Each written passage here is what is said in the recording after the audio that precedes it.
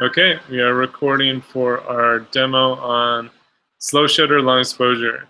So we'll do other demos where I go into how to do this on a camera and on a smartphone. But right now I'm just going to show you examples and describe the project so that way you can maybe get inspired on what you want to shoot for this project. What you're going to be doing is creating 8 long exposure or slow shutter captures, so 8 photos, and try to get a variety of types. You can use either a full camera or a smartphone for this. I do recommend some tips on when you're shooting. This I'll explain more when we actually get to the shooting demo part, but for right now, I would recommend putting your camera or your phone on a stable surface so it isn't moving around a bunch. And then if you can put it on a 2-second delay, that way when you press your photo, it doesn't actually shake your camera or smartphone. And that way it kind of waits for 2 seconds, then takes your photos. And if light painting time, you might want a longer delay in case you're doing light painting. So maybe like a 5-second delay or 10-second delay, so you have time to like run in and do your light painting. You'll kind of figure out if you do light painting for your source, for your photos. This really helps if you work in a dark environment, whether indoors or outdoors. The less light, the better. And you can get longer exposure times. So 8 photo shot. You're going to edit 2 of your best long exposure photos to bring out the details, adjust the colors, and just exposure or vibrant saturation. I'll do an editing demo later on to show you guys, probably on Monday, to show you guys how to edit this. So then you're going to upload those 10 photos, 8 photo shot, 2 edited into either a Flickr album, Google Slide or Doc, or and turn it into the Google Classroom. This is due next Tuesday, December 15th for 50 points. There isn't a presentation element, but I do ask to put some descriptions with your photos on like what camera did you use, how did you kind of set it up, did you have any problems? That way, if you're not presenting, I get some sort of sense of how you made your photos. If I don't get any description, I just see photos, I can guess, but I won't know if you had any troubles or issues, and I can't really give you any feedback. Lots of good links here. So if you're interested in shooting with an iPhone or shooting with a camera, you don't have a tripod, lots of good links here to check out. I'll talk about those later on once we do the shooting demo. And then our online editors. There's a Google Doc as well. So if you need to see it in a Google Doc form, it's pretty much the same information with the same links in a Google Doc form. I did bold certain things so it stands out better than our instructions. It kind of minimizes it, and you can't bold stuff in here. So what I was going to do is show a variety of examples of what a long exposure or slow shutter is. So these are different types of long exposures. So what we mean by long exposure is when you control the shutter speed of a camera, you can roll it up to 1/4000th of a second, which means it opens that and exposes the sensor with light for 1/4000th of a second, or we can slow that down. And so some cameras let you slow it down to 30 seconds. So it'll open, expose the sensor for 30 seconds, and then close. There's also some cameras have a bulb mode, B-U-L-B, like a light bulb mode. Unless you start your exposure or press it once, you can keep it open for an hour or longer, and then press it again to shut it, and then you get a much longer exposure. So you can get pretty long exposures with your cameras. So with long exposures, it can show movement really well. So this is water moving. When you do long exposures, you get these really cool, creamy looking, waterways. You can do nighttime photography, shoot the stars at night. This is the Milky Way. You can show water movement. So if you found like a creek or a stream and you wanted to show how the water moves and flows, it's kind of pretty. So as long as your camera is stable, anything that doesn't move, like the rocks and the trees, those would be sharp. And anything that does move would be blurry if you keep your camera on a stable surface or a tripod. So these are some examples of nice, cool water flow images. And then water flowing over the rocks, all smooth, right? So astrophotography is our nighttime photographing the night sky. right? These are called star trails. So this is when you have the exposed for like an hour. And so what it's capturing is the Earth is rotating, and if you leave your camera open exposing the light for an hour, it'll capture the rotation. So the stars start creating these things called star trails. These are super long star trails, so really long exposure. This one, they shot a night photo, and what they did is they had a zoom lens, and when you zoom while it's exposing, so I go from like wide angle to like zoomed in as I'm exposing, you get the streaks of the light. So that's kind of a cool thing to try out. So lots of cool night sky photos. Next one is called light painting. This is where you use a light source of any kind. It could be circular, it could be an LED light. So this one they ran on the cup with the LED light. And so anytime you point the light source, this is steel wool, very dangerous. I don't recommend doing it, but it is pretty. A lot of stuff can catch on fire because it's literally shooting sparks of burning hot metal. Very dangerous. This is a sparkler, right? So they shot the guy at night with the flash and then wrote the sparkler cookies, you know. And so what they're doing is they are taking, you know, a light, or in that case a sparkler, and when they open the shutter of the camera for like 10 seconds, like I said, my shutter speed is 10 seconds, it'll capture, so if I point the light towards the camera, it'll capture the movement of my light, right, as I move it, because it's still recording over those 10 seconds. And so I get some pretty cool results with light painting. A lot of students like to do light painting. Light trails from cars. So if you shoot in a city and you have a camera set up on a tripod or on a stable surface, at night, if you get cars driving by, it'll capture any of the lights on the cars. This was a bus. You know, these are cars flying by the camera. Some of my students like showing light trails on cars. So this was the trail of an airplane at night, kind of, you know, taking off and zipping through. Lightning, these cool street lights at night. So anytime we're doing like a long exposure, like anything over like or under like 1/50th of a second, we start capturing more light at night. This one is showing the movement of the clouds moving, so long exposures, people moving. This one they're just capturing long exposures with the indoor subjects. So I wanted to show you motion blur. Motion blur is a little different. It's when you do a slower shutter, maybe about like 1/50th or 1/20th, 1/10th of a second. It really depends on how fast your subject is moving. This is light painting. Hold on. So motion blur is, so this is what we didn't want in our last project. We didn't want to see motion blur. Now we intentionally want to control that and be able to show some motion blur for artistic purposes. So this one they're showing the motion blur of the people waiting, but then the train flying by and her moving. There's another thing called panning. So this one, they did exposure time at 1/30th of a second, and they basically followed this bicyclist as it went by. So it's not open that long, it's like only a 30th, so it's like a click, click, right? But by the time I'm moving with the same speed of the subject, the part that you keep pace with will be in focus, and then anything that doesn't move will start to blur out. And so some photographers do this like race cars as they drive by, or, you know, with the athletes as they drive by. So painting's kind of fun. So camera rotation or zoom bursts. This again is what I was talking about, where when it's open, you're zooming the lens real quick, or if you're using a smartphone, you're like moving it as you take the photo. And so while it's open, it's capturing that zooming motion. And then, you know, long exposure, cloud movements, these are kind of stuff, water movements that we've seen before. And light painting, so using like a light source of some kind, then capturing that. This is called kinetic light, where you rotate the camera rotation. So you could, you know, photograph something with a light, and instead of the lights moving, you move the camera, and you could actually capture the cool emotions or the light streak in different ways by moving the camera. So it's kind of cool.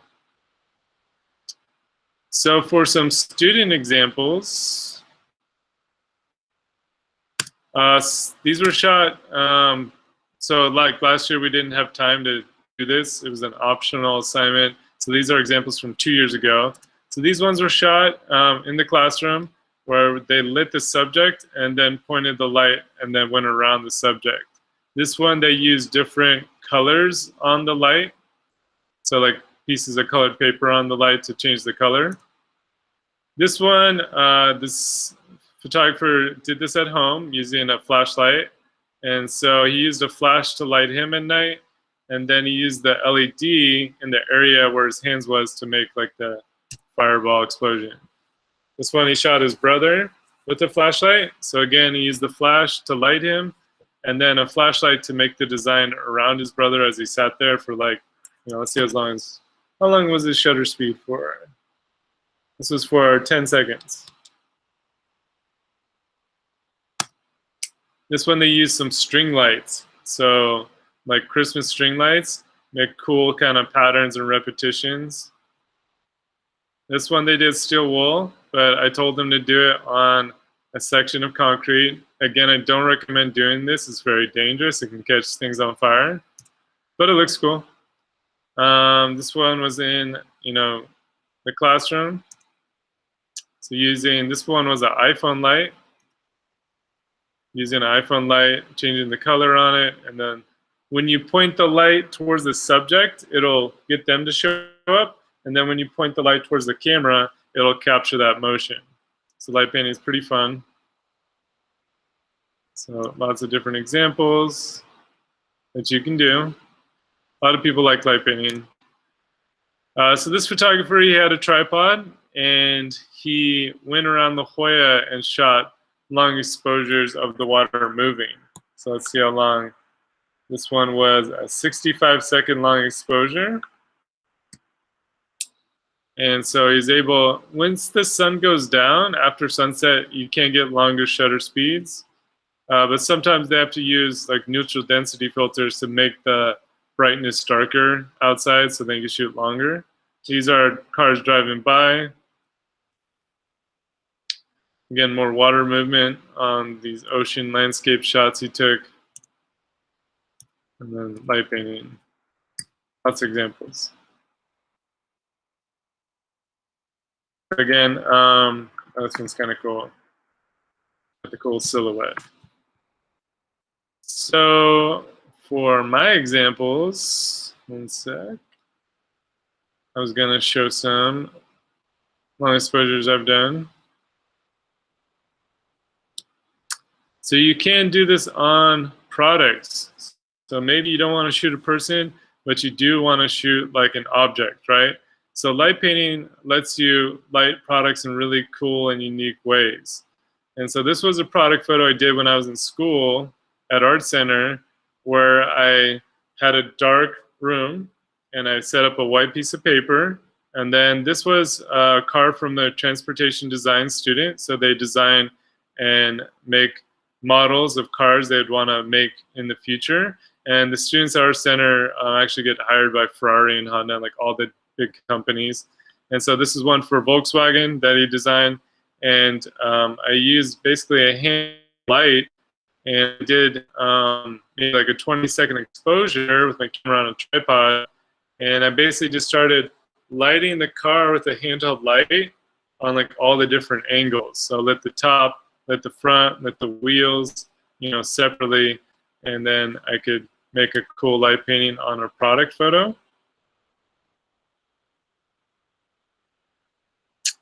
Same with this one. So this was a more retro design from a Bugatti for a Art Center design student car. And then soccer cleats. So this cleat actually does a cool hologram effect when you put light on it. And so I thought that was pretty cool. So then what I did was I lit the shoe from different angles with the long exposure, and then I added some streaks around it. These are all light painting photos. So this one originally was this. So I had a green shoe when I was at school.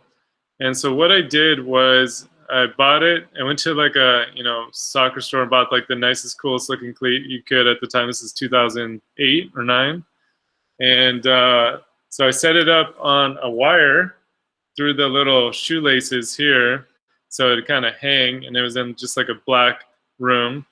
And so then when I would point the light towards the cleat, I could get these cool highlights. I could light it on each side of the cleat. And then when I faced the light towards the camera, then I would capture these streaks. So I just started like waving the light in like different directions, pointing it towards the camera, and then it captures all those different streaks. And so in this photo, I changed the color of the green to a yellow in Photoshop, and then this one I changed it to a blue. And so I was just kind of playing with lighting the product from different ways, and then making different streak shapes that I could put around the product. This was the underside, so pretty cool like carbon fiber detail on the shoes. This was a long exposure. So this is for a company I shop for that makes skincare products for men, and their logo was a circle. And so I did like a long exposure circle, and they really liked this one. They use this on a lot of their ads to promote their products. These are all light painting products. So again, just putting on a black background, and then lighting the product from different angles. This was the gift bag for the holidays. Let's see, do I have any other? No, those are all normal. Okay. And then let's go to my website. Let's go to portfolios, galleries. I believe. So you can do cool portraits of people with light painting, just like a product. So these were Olympic athletes I shot. Obviously, I did I was focused on the anatomy and like certain muscle groups, and so I did that with the watercolor and overlaid it. But these are all light paintings. So these are long exposures of athletes holding a position for 10 seconds or 8 seconds, and I'd light them with a handheld light, and they would hold the position for that time period. So it's kind of focused on, this was a long jumper, certain muscle groups that would impact their sport and what they really need to focus on and use when they're trying to long jump or high jump. This was Alana Meyer. She's won multiple Olympic medals in bobsled, kind of her starting position when they take off. And then what are the light paintings? This one, I photographed the model outdoors with light painting. So it was at nighttime, and I just used a handheld light, and she would lay down and hold the pose for like 10 seconds. And then I would just point the light and get this nice kind of soft lighting at night. So you can't just kind of pretty soft light. It's just kind of fun to try. And then, let's see, where is my, oh, actually, I need to go back to Flickr. Sorry. Actually, let's go to here. This is some of the moto photography I like to do. And so with moto racing, I tried some panning. And so panning, you move the camera. So this was probably like 1/50th of a second. And I'm panning the camera as the motorcycle's driving by super fast. And so if I stay the same speed as him, I'll keep them sharp. And then the rest will start to motion blur out. So this is an example of kind of slow shutter motion blurs where I'm moving with the subjects. This one I was kind of panning down the hill. And so panning's kind of cool. Do I have any? This was, again, a pan as well. Here we go. So again, showing motion blur. He was driving by me really fast. This was a shoot I set up at Art Center. And I kept the shutter open for about like 1/50th or 1/100th because he was moving pretty quick. And then whatever is in the same speed as my camera will be sharp, and whatever isn't will have motion blur. So it's just kind of fun to try stuff like that. This was a photo at night. I almost got killed on this photo. I was doing a photo shoot for a student project at Art Center, and I got connected with a Harley Davidson stunt driver. Buell is their sport brand years ago, and he did. I'd take a flash real quick and freeze him, and then have other lights lighting him, like from car headlights or a big flashlight. And then I did a 1-second exposure as he basically stopped on the nose, and I could capture that motion. And so we literally set it up, and this was the first shot I took with this setup. And the problem was he did a stoppie, and then he kind of overcommitted, and he went too fast, and he flipped over. And I was on the ground with the 1-second exposure, and I hear this bang right next to my head, and the bike landed like a couple feet from my head, and it could have easily crushed my skull. So definitely be careful, you know, when you're around, you know, cars or bikes like that. But just kind of showing you what, you know, you could do with long exposure slow shutters. And then for some professional examples, where's that at? Oh, here we go. So I did put this link in here and in the description of the project here if you want to click on it.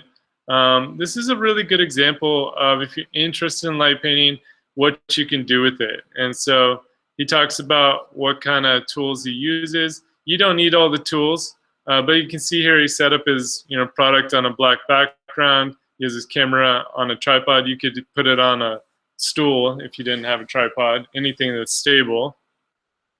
And then basically, you know, setting your camera to do long exposures. He talks about how to change it, and then how to use like a handheld light to light paint it. So when you're just lighting the subject, you point the light at the subject. Or if you want to create the streaks, pointing the light towards the camera, and then it captures those streaks. And then you can combine both by lighting it and then doing streaks. And so he talks about controlling his shutter speed. You don't want to like make it too bright or too dark, right? So really good detail. This one he's shooting the Nike shoes, and he basically wraps his flashlight in a, what's called a snoot. It's basically just black wrap. And so that way he can make it so it doesn't go everywhere. It's more focused light.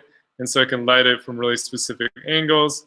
And then, you know, you can basically highlight just like the logo and just these edges. Using a blue color gel. This one, he put that and basically colored the light he was light painting with. So just kind of a cool little how he kind of sets it up. This is a light stick or a light wand, and those make for really cool light painting. I bought one myself and pretty fun to play with. Actually, do I have that? I don't think I have that. Oh, maybe it's on my Flickr. I don't think I uploaded that to Flickr. I did some with the light wand out in Joshua Tree. Let's see if it's here. Go to my albums. I don't think it's on here.